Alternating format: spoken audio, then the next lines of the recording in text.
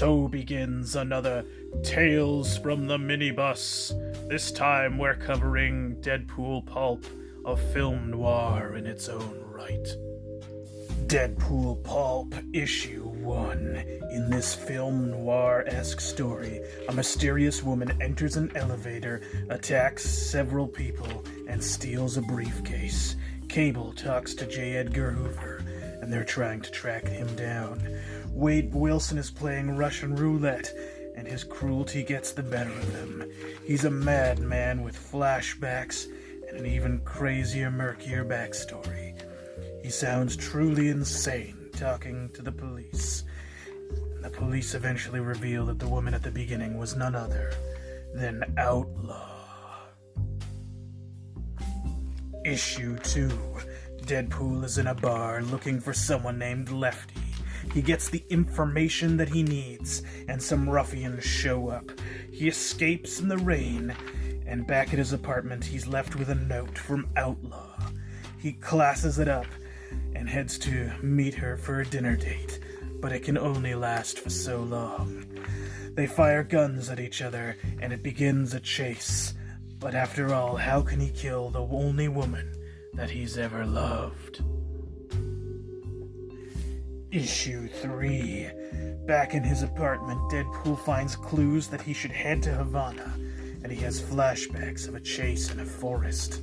Meanwhile, Cable is dealing with government corruption. Turns out they want that briefcase to start a new world war. Deadpool's past is catching up to him, and he remembers a time he was set up and had to fight his way out. In the present day, he also gets shot in Havana, and it leads to a reunion between him and Cable, but not under good terms. Issue 4. Cable has been hypnotized or tricked into working for this evil government man, and he's keeping Deadpool in check, but Deadpool is able to convince Cable to snap out of it and save the day. We still don't know if Outlaw has been hypnotized as well, or if she's just gone bad. The briefcase could still blow up, and it's still set to blow up, but there's no time to stop it. The two of them leap into the water to survive. We're left with a bit of a funny prequel, in which Deadpool is offered to enter the Weapon X program. I have slightly mixed feelings about this issue, or this limited series.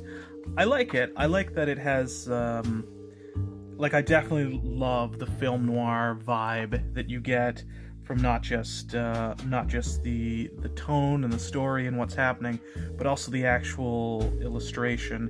It reminds me so much of, say, like if you actually read something like V for Vendetta, where they have that the color scheme is just maybe it's not as washed as this is, but it has such a similar style to it, and so I liked that about it.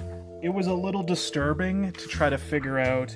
I think the first time I got through the entire first issue without realizing that Wade Wilson was Wade Wilson, that he was Deadpool, because he doesn't have all the damage. All he has is these two little scratches on his nose. That's all you kind of see that distinguishes him as Deadpool.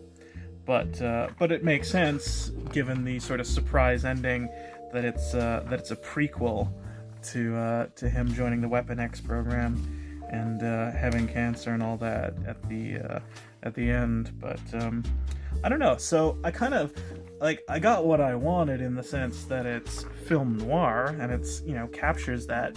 But of course you kind of read Deadpool because it's funny. So there was a lot less humor, probably because they didn't want to sacrifice the tone. But the humor almost seemed more like, I don't know, psychotic-ish. Of the 5 stories that are in this minibus, I'd say it's sadly my least favorite. Thank you for watching, and as always, stay cuddly.